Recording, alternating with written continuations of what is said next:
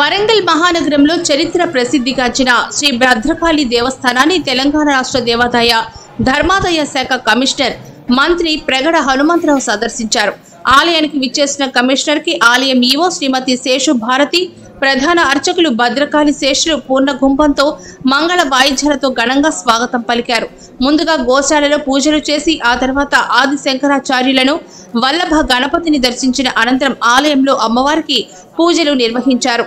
పూజల అనంతరం ఆలయ మహామండపంలో కమిషనర్ హనుమంతరావుకి ప్రధాన అర్చకులు శ్రీ భద్రకాళి శేషు ఆధ్వర్యంలో వేద పండితులు అర్చకులు మహదాశీర్వచనం నిర్వహించి అమ్మవారి శేష వస్త్రములు బహుకరించి ప్రసాదములు అందజేశారు.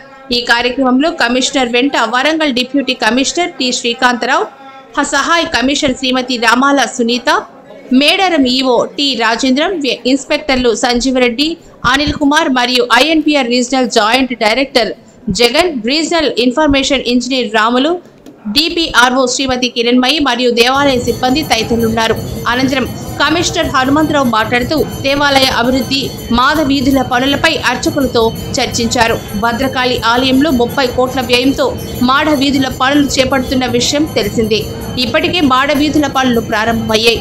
భద్రకాళి ఆలయాన్ని మరింత అభివృద్ధి చేసేందుకు ప్రణాళికలు రూపొందించామని డిప్యూటీ కమిషనర్ శ్రీకాంతరావు వివరించారు.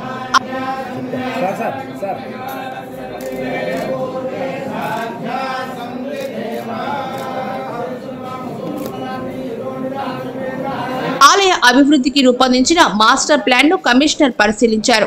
ప్లాన్ ప్రకారం పనులు చేపట్టేందుకు చర్యలు తీసుకుంటామని కమిషనర్ తెలిపారు.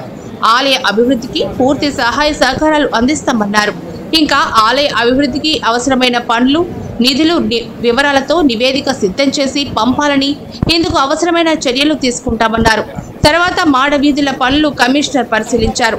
అన్నదాన సత్రం, వేద పాఠశాల భవనాలు, ఆలయానికి సంబంధించిన ఇతర నిర్మాణ పనుల వివరాల గురించి తెలుసుకున్నారు.